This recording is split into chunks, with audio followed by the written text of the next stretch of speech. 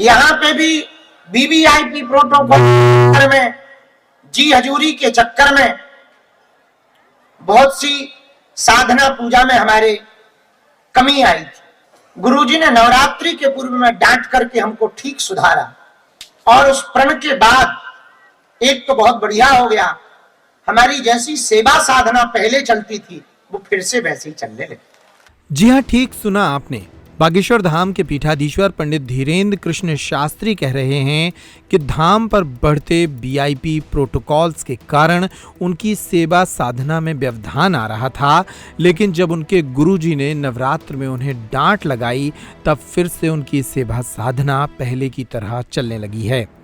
बागेश्वर धाम के पीठाधीश्वर इन दिनों गांव में ही अपनी सत्यनारायण कथा कर रहे हैं। जिस घर में वे जन्मे हैं उसी जन्मभूमि पर एक छोटा सा पंडाल लगाकर उनकी कथा हो रही है। ये एक अनूठा प्रयोग है क्योंकि उनकी कथाओं में लाखों लोग उमड़ते हैं, लेकिन वे अपनी जन्मभूमि पर कथा करने का संकल्प लेकर चल रहे थे, इसलिए ये कथा एक बार यहाँ की जा रही है। बागेश्वर धाम के पीठाधीश्वर ने इस कथा के दौरान अपनी न्यूजीलैंड यात्रा का एक प्रसंग भी सुनाया, जिस पर लोगों ने खूब ठहाके लगाए। हम विदेश गए न्यूजीलैंड, वहां के प्रधानमंत्री जी का प्रोटोकॉल आया कि वो मिलना चाह रहे, भारत से संपर्क हुआ कि न्यूजीलैंड के प्रधानमंत्री डॉक्टर सिरमौर कार्यवाहक प्रधानमंत्री जी मिलना चाह रहे। हम जिनके घर पर रुके थे खूब पुलिस आ गई तो हम कहा मिले। अब एक डर हमको घुस गया कि हमें अंग्रेजी नहीं आती, और हमने पूछा इन्हें हिंदी आती, तो बोले उन्हें हिंदी नहीं आती। हम कहा देखो लो फंस गया लफड़ा। हमको डर ये हुआ, आप लोगों ने वो नेट पर देखा होगा वीडियो, न्यूज पे भी खूब चला था वो वीडियो।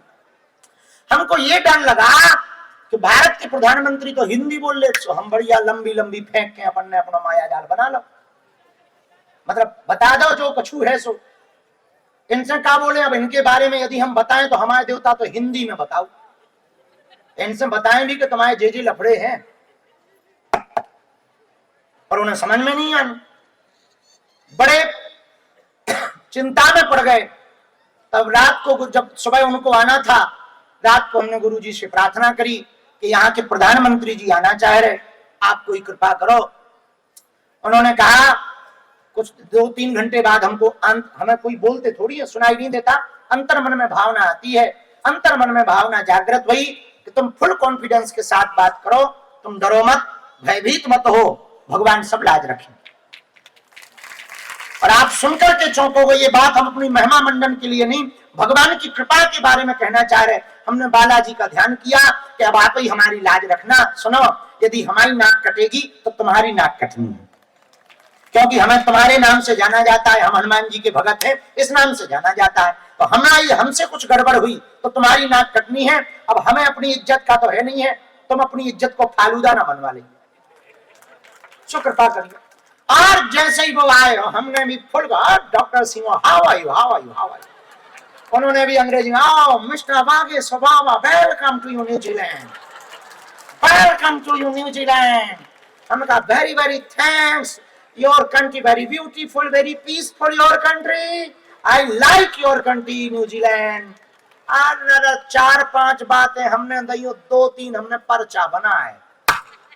ट्रांसलेटर है तो एक भारतीय, 2-4 शब्द तो ट्रांसलेटर हमारे समझ में आता ही नहीं है, बाकी उसने जो बताए पगले आ गो। बोला अब तो हम कथा सुन के जाएंगे, हमको नहीं जाना चाहिए, आशीर्वाद है। बाकायदा कथा में आओ, जूता उतारे, हनुमान जी यहाँ फूल चढ़ाए, हमने बढ़िया टीका लगाओ। उसने पूछा अंग्रेजी में इससे क्या होता है, हमको इससे आशीर्वाद मिलता है। बोले और देखो। हम इतने हंसे मंच पे बैठ के, इतने हंसे, वो सामने बैठा था एकदम सामने। तो हमारे पंडित जी बोले आप हंस क्यों रहे? हम कि हनुमान जी की कृपा किया कह रहे कि देखो तो साधारण से गांव के एक नालायक आदमी जी अंग्रेजी नहीं आते, उनके सामने जी अंग्रेज उल्लू बने बैठे हैं, इससे बड़ी कृपा क्या हो सकती है? इससे बड़ी कृपा हनुमान जी की हो सकत का? लेकिन ये हमारा चमत्कार नहीं है, किसका है? बोलो बोलो, अरे जोर से बोलो। बागेश्वर हनुमान जी का चमत्कार है। अंत में हम यही कह रहे, तुम हमारे चक्कर में ना पड़ो, उनके चक्कर में पड़ो जिनके चक्कर में हम पड़े हुए।